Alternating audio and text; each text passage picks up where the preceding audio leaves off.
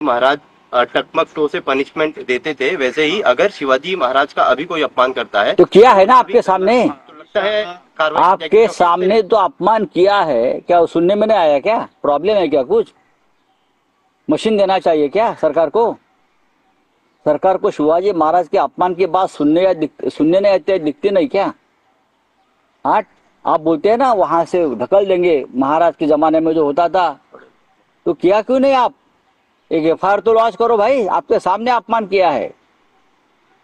जिसने शिवाजी महाराज का अपमान किया, यो कोरटकर जो जेल से छूटा, उनको तो देवेंद्र जी ने पूरा प्रोटेक्शन दे रखा है। 40 पुलिस उसके प्रोटेक्शन में है, 40। जाकर देखिए आप, गिनो, मैं आपको बता रहा हूं। उसको स्पेशल सिक्योरिटी दी है, 8 गनर है उसके पास अभी। ये है आपकी ऊपर से ढकलने के बाद पनिशमेंट। हाँ बोलिए सर। बकरा छाटने की तैयारी इस तरीके का ट्वीट किया है आपने कल। बकरा छाट जाएगा, आप देख लीजिए। कल आपने वो चित्र देखा होगा, एक जिस तरह से गृह मंत्री एसएनसी को चल हट, हाँ आज हट है, कल कट है। तो सर एक मुझे मालूम है सर, कंप्लेंट सामने आई है आपके टाइम के शिंदे थे, उनको अनुदान नहीं मिल रहा था अजीत पवार की तरफ से। कल भी उन्होंने उसी तरीके की कंप्लेंट रखी। ये होने वाला है, ये आप कैबिनेट में एक दिन दंगा होने वाला है, खून खराबा होने वाला है, आप देखते रहिए। कैबिनेट में महाराष्ट्र के पैसे के ऊपर, निधि के ऊपर दंगल होने वाली है, खून खराबा होने वाला है। तुमचा शेवटचा प्रश्न गाढव म्हणून आता कुठेतरी तुमच्या नावाने ट्विट केलं होऊ द्या ना, तर काही जण उंदरं म्हणताय, तर तुमचा काय उंदीर म्हणू द्या, गाढव म्हणू द्या, म्हणून काय सत्य लपतंय का? सत्य लपतंय का?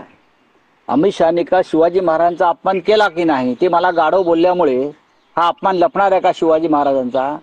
मला उंदीर बोलल्यामुळं, हा उंदीराने तुम्हाला कुरतडून ठेवलाय पूर्ण, हा आणि आमची मेहनत आहे ना गाढवासारखी, गाढव मेहनतच करतो ना महाराष्ट्रासाठी। तुम्हाला लाज वाटली पाहिजे, तुमच्या समोर छत्रपतींचा अपमान होतोय आणि तुम्ही माना डोलावताय। द्रौपदीचं वस्त्रहरण होताना जसे पांडव खाली मान घालून बसले होते ना, तसे तुम्ही काल बसले होतात।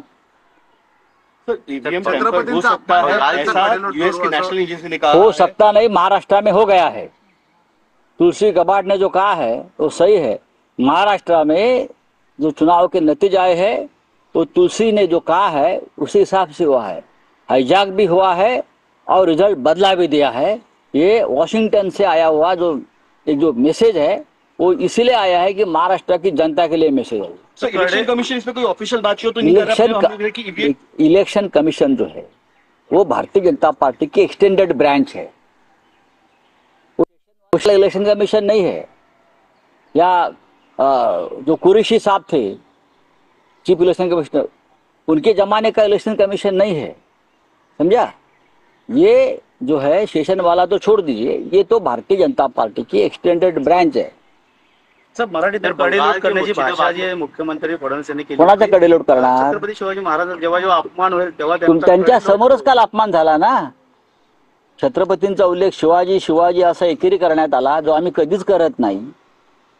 औरंगजेबाच्या थडग्याचा उल्लेख, औरंगजेबाच्या थडग्याला काल समाधी म्हणून मान्यता देण्यात आली। जेव्हा गृहमंत्री बोलतात तेव्हा ती समाधीच मानली पाहिजे।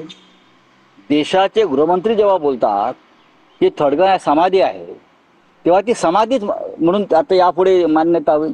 मग हा अपमान नाही का शिवाजी महाराजांचा? मग कडेलोट करणार का तुम्ही? हिंमत आहे तुमच्यामध्ये, करा कडेलोट। तर संजय राऊत यांनी अमित शहा यांच्यावर जोरदार हल्लाबोल केलेला आहे। निधीवरून कॅबिनेटमध्ये एक दिवस खून खराबात दंगल होईल असं देखील संजय राऊतांनी म्हटलंय। छत्रपती शिवरायांबद्दल अमित शहांकडून ज्ञान घेण्याची वेळ आमच्यावर आलेली नाही असं देखील राऊतांनी म्हटलंय। तर काल गृहमंत्र्यांनी हटवलं असं देखील त्यांनी म्हटलेलं आहे।